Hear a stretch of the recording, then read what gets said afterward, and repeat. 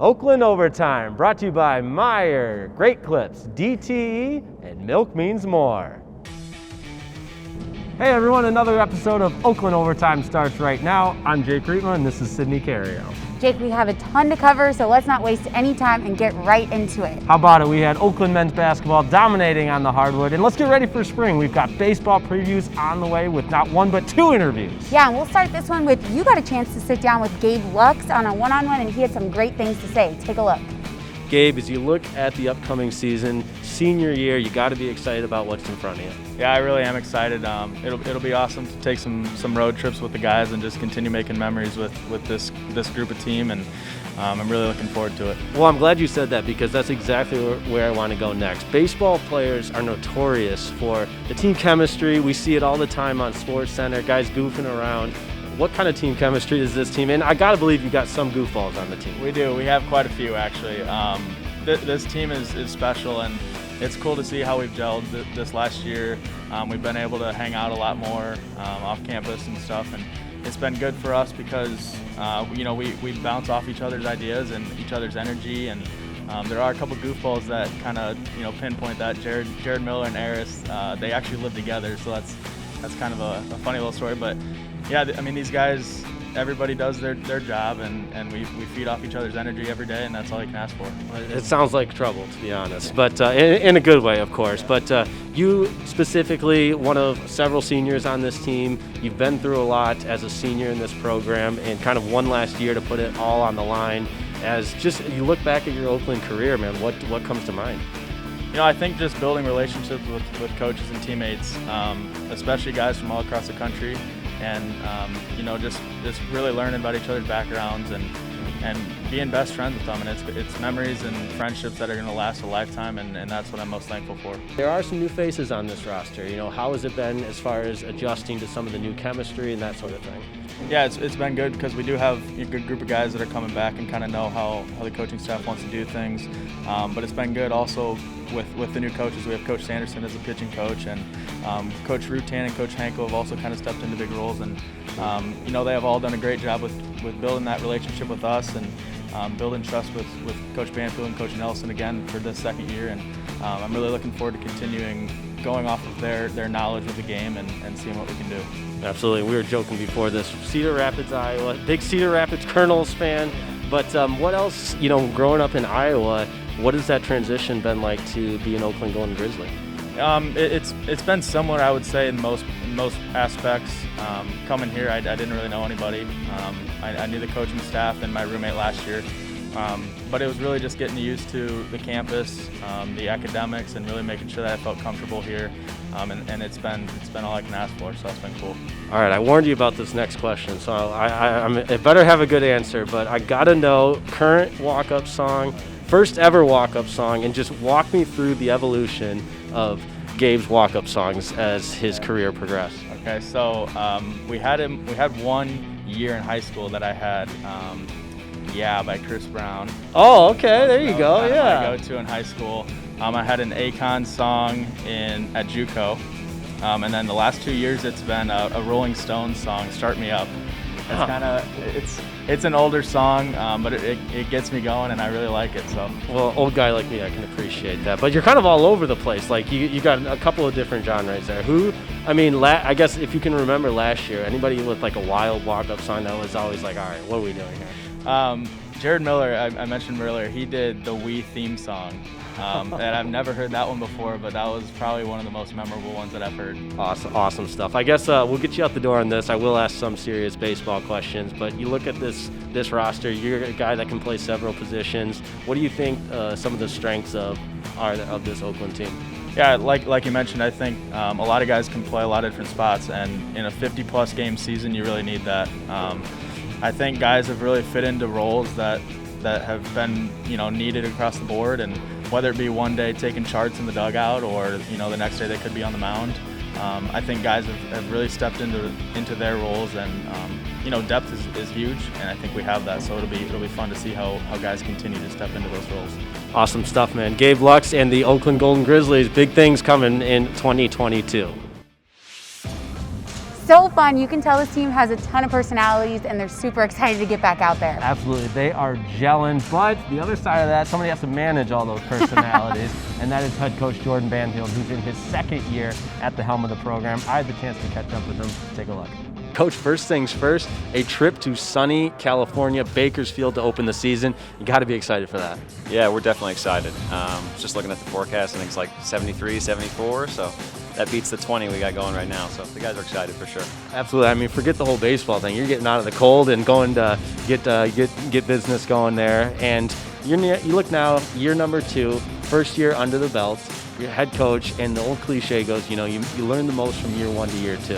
What adjustments and I guess learning the whole process do you look to implement here in year 2? Yeah. I think the biggest thing is we've just got a whole crew of guys that are bought into what we're doing, the vision that our staff has, and what we want to build this thing into. And that's big for us. That's big for us.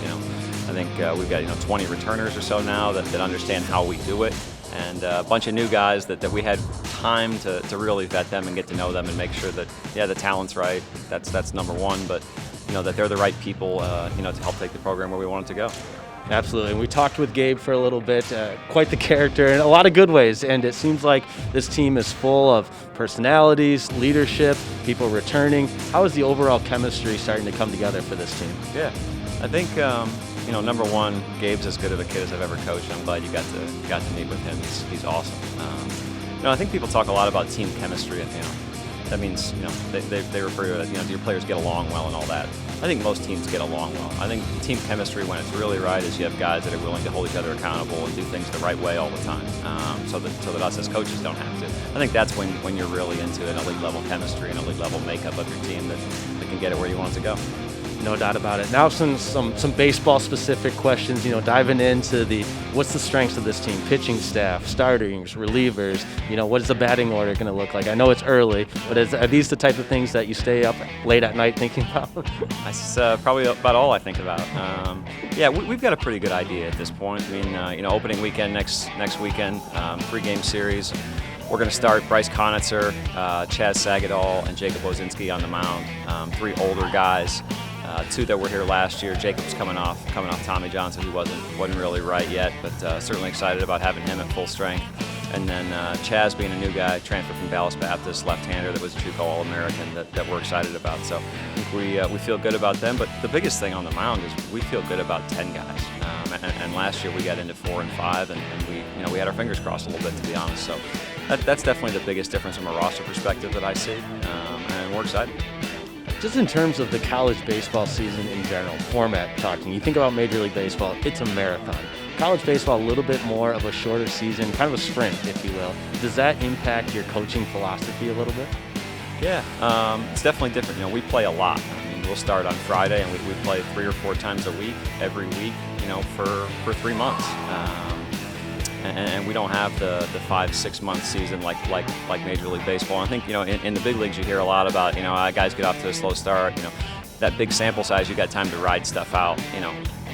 A slow start for us is the season's halfway over. So we got to come out ready to go. And northern teams certainly are at a disadvantage. We'll maybe have gotten outside once by the time that we head out to California, but it is what it is. We're not going to make excuses or give ourselves explanations for why things don't go the way we want them to. We got to just make them go the way we want them to. And Coach, obviously a lot going on the field, but as the CEO of the program, you're in charge of everything. So what else do we got going for Oakland Golden Grizzlies baseball? Yeah, obviously get started up with games this weekend, but Thursday, March 24th, we'll have our first leadoff dinner. It's the night before our conference home opener. We'll have a home series that weekend. Be at 7 o'clock in the arena. You can find all that information online on the website, online registration.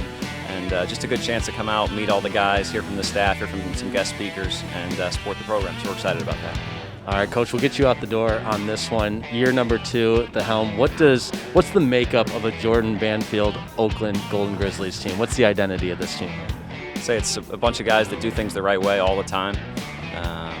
And guys that compete and that are tough. On the field, physically, I want to be athletic. I want to play fast. I want to play quality defense. I want to throw a lot of strikes. Those are 2 things we didn't do very well last year. We're a good offensive club, and I think we look to take a big jump, defensively and on the bump this year. And I'm excited about that. Absolutely, sounds good. Good luck this weekend and moving forward, and soak up some sun for us too, would you? We will, definitely. Thanks for having us. Good stuff there, and baseball's not the only sport gearing up for a big spring. Yep, you can say that again. Softball is just around the corner as well. So now we're going to go behind the black and gold and catch up with catcher Jen Kriska and hear about the upcoming season and what she likes to do for fun outside of the field. You guys are coming off a great season from last year, making it to the conference championship, and you had a heck of a season, racking up the most RBIs. How excited are you to get back out here this year? I'm actually very excited. We have a lot of returners this year, so we have a majority of our team coming back in that starting 9, and I just cannot be more excited to be able to go out and play with these girls again. Yeah, and you think, most of the starting lineup coming back, how is that going to be an advantage when you head into the season? There's a plus sides and negatives to it. The fact that we all know each other very well and we can just keep rolling from last year without stopping, but there's also the coaches know us very well from the starting 9 that are coming back, so there's a lot of plus and negatives to it. Yeah. Definitely a veteran on the team now and a leader on the team. How would you say you've grown from freshman year, looking back to freshman year, to now junior year? I think I've grown into the experience of just enjoying the moment while you're there, especially with my freshman year being cut short due to COVID. It's just enjoying it, enjoying the time with your teammates, your coaches, getting to see your family when you can, and just traveling to the places that we get to travel to is amazing. Yeah, and then you're a leader on the field, but also a leader off the field, vice president for SAC, right? Yeah. Will you remind us what that stands for? SAC is the Student Athlete Advisory Committee, and I'm vice president there. I'm going to actually be running for presidency next year as well. That's awesome. What made you want to join that, and what makes you want to run for president now? I got into it from an old teammate of mine, Addie Swiderski. She became president last year when she graduated, and she got me into it. My coach asked me to be a rep for them, and I just loved it. I loved being a leader and getting student athletes together and enjoying activities together. And being president, I get to still do that, run activities. I created a student athlete game night before that we ran a couple weeks ago. So just getting everyone back together after COVID and being in the same room with each other is going to be an awesome thing for me to do. Yeah, I can imagine a game night with a bunch of athletes got super competitive. Oh yeah, 100%. It's just people yelling at each other, teammates in the back just yelling to be better and after they're losing, so it was awesome. That's probably super fun for you to see too. Did you get to participate at all? I did not. I was running behind the scenes. I was doing the brackets and all of that, making sure the points are being racked up right. Yeah. So we know you're a threat on the softball field, killing it on the field, at bat, all the above, but you also have a hidden talent. You are a musician. Tell us a little bit more about what you like to play. Yeah, so I can actually play a little bit of the ukulele. I'm not a professional at it, but I got into it during high school. I went on a Kairos retreat in high school. So one of the leaders there brought his ukulele and taught me how to play Yours by Jason Mraz. And I know that song by heart now, and I love playing it. So, is it something that you still do here at Oakland? Do you bring your ukulele with you? I do not, unfortunately. It's back at home. I don't want to annoy my roommates with it, so I just keep it there and I play it when I'm at home. Yeah, I bet you wouldn't annoy them. Do they all know that you can play? I don't think so. I think that's actually one thing that people don't know about me.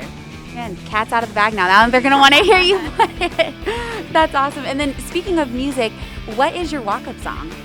Oh, I was actually just doing this last night. I think it's called a song called The Revenge, and there's a part of I'm coming out for blood.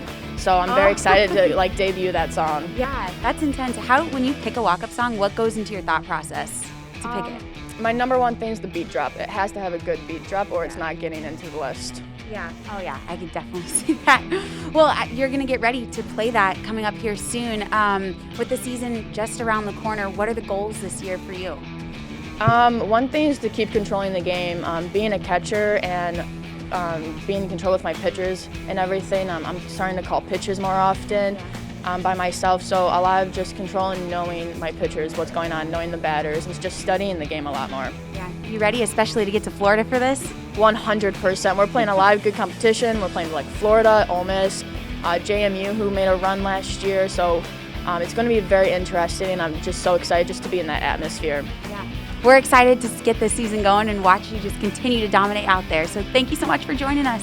Thank you for having me. I cannot wait for softball and baseball season to get started. It's crazy to think that February is flying by. Kind of hard to believe, but what's not hard to believe, Oakland men's basketball does it again. Another win in the Metro Series with a convincing, solid victory over Detroit Mercy. That was fun to watch. Boy, did they ever, Jake. OU outscored UDM 45-27 in the second half en route to a convincing, like you said, 75-59 win. The arena was packed, the crowd was loud, and it was just an overall great day to be an Oakland Golden Grizzly. And said, to nobody's surprise, Jamal Cain was the top performer with 32-12. Seriously, no surprise at all. And we actually got a chance to talk to him, and he told us what this season has meant to him in his final year with college basketball. And he has a hidden talent that might surprise you all. Take a look. You have had a great season. I mean, your resume is stacked. You reach your 1,000th career points. The last 2 games combined 61 points. How has the season been for you in your final collegiate year? It's been actually better than what I expected. Just been trying to, give best of my effort every day. Just trying to lift these guys up and just trying, get to the ultimate goal, and that's winning the Horizon League. Yeah. Transferring from Marquette, what was the reasoning behind coming back home? Well, the pandemic kind of, had something to do with it. I just wanted to play in front of my family again, and Campy been recruiting me ever since I've been playing basketball. So that had a big factor to do with it, and just wanted to come home, and to celebrate with my family. Yeah, and we talked about it a little bit, but every home game, your family's here at the game. Where does your mom sit when she's here? It's kind of her choice. She chooses under either that basket or that basket. But I know when I'm shooting a free throw, I know I'm eventually going to see her. You're going to see her, but she's never on the side. Nah, never. Is there a reason why? Does she ever say why? Nah, I don't know. I never asked, but I know I'm going to see her under either one of those baskets.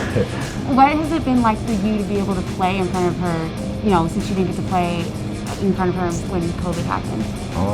It means a lot. Just, knows that she happy, seeing her son, chase her dreams and just be happy, with the guys that I'm around, especially being around Cove. He's been training me ever since I've been playing, and now that he's on the coaching staff, it's just made this process so much easier. Yeah, and we talked about it a little as well, with Coach Campy. How would you describe what it's like playing for him?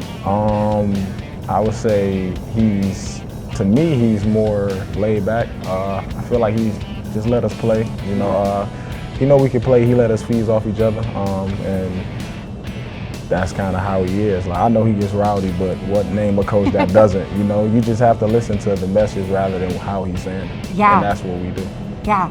And then for you, how much fun have you been having this season with this group of guys? Oh, amazing fun. Like, man, we have labs every day. Even practice it's fun. Like, there's not a lot of guys that you can hear say that. So, these guys are special, they want to win, they want to get better, they want to learn, and that's kind of what I like to surround myself around. Yeah, when you think back to the whole season, is there a moment during this year that wasn't during a game or on the court that you'll look back and be like, wow, this is such a fun team that I was part of? Man, that's a lot of moments. Oh, no, too many. It would definitely probably be when we won against Oklahoma State. Just when I grabbed J-Mo and just everyone just came around, that was just like a special moment. Yeah, that's awesome. Yeah. And then, this being your last year, what do you hope to leave behind at Oakland?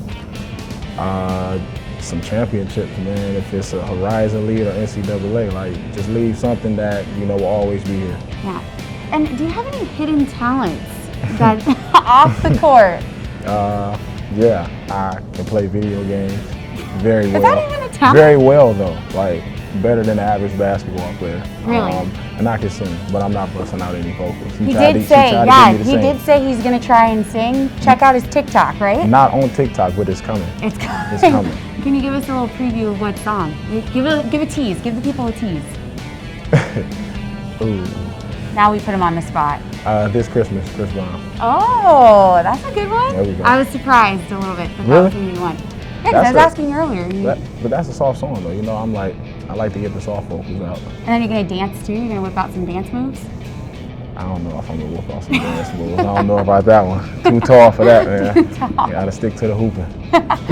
Oh, man. Well, sticking back to the hooping then, when you guys are out there, how would you describe the chemistry on this team? It looks like you guys are having so much fun all the time. Oh, definitely. That's been our MO since day one. Once I came in, those guys just had a lot of energy and just wanted to, share that with someone else. And I came in, those guys brought me in, open arms, and, brought me in like I was family, soon I came in. So, you know, that was big, and you can see that on the court. And now you guys are playing under the biggest lights. So much going on down the stretch here and so much on the line in these final games. Playing on ESPN2 Friday. How are you feeling? What's the emotion? Man, it's just another game, man. Well, to me, but I know it's exciting, you know, especially for people that may not catch our game. So now that they got it on ESPN2, they get to watch it. But to me, it's just another game. We got to get another W. Yeah. And then the last question: what has the game of basketball meant to you all these years, from when you were little to now? And it's crazy. I was just talking to my cousin about this. Like, basketball has taken me everywhere. Like, I haven't been out of the state of Michigan, like, not once if it wasn't for basketball. Yeah. So it's done a lot for me. It put me around amazing people like you to interview me, ask me great questions, put me around just a lot of powerful and great people. Yeah, and it's only going to go up from here. Exactly. This is just the start. Exactly. Well, thank you so much for joining us, and good luck the rest of the season. Thank you for having me. As always, it's the part of the program that never disappoints. I tell you what, this week is no different. It's the social media post of the week, and this one's a little wild. You gotta love it, Sid. And by all means, I would say Campy's the sexiest coach in all basketball, not just mid-major. We should tell him that. I think he'd really appreciate it. I'll let you tell him. Okay, I'll let him know I mean, and then see what he says. it's on record, but you go ahead and tell him. Do you think he's excited that he was named that? Who would be? I don't know. Yeah, that's a good point. I don't know who wouldn't be. And before we go, how about we show some love for our athletes of the week? Maddie Lee and Terrence Brooks Jr. from track and field were absolutely lighting it up. No doubt, Sid. Brooks broke the school record in the men's 800 meter on the GVSU Big Meet with a new time of 1:51.75, and that's the second fastest time in the Horizon League this year. And not to be outdone, Jake, Lee broke her own women's 800-meter school record at the GVSU Big Meet with the Horizon League's best time of the year at 2:11.44. I mean, OU track is on fire. It seems like we talk about them every week. Week in and week out, they're bringing the heat, Sid. They bring the heat. Gotta love it. And we hope that on Saturday, women's basketball brings the heat for their senior night right here at Arena. On the blacktop, you gotta be here. Be here or be square, right? They do say that. It's against Purdue Fort Wayne. Seriously, you're not gonna want to miss it. And be sure not to miss next week's episode as we talk to Swim and Dive as they gear up for their conference championships. That's all the time we have. Thanks for joining us on Oakland Overtime. We'll talk to you next time.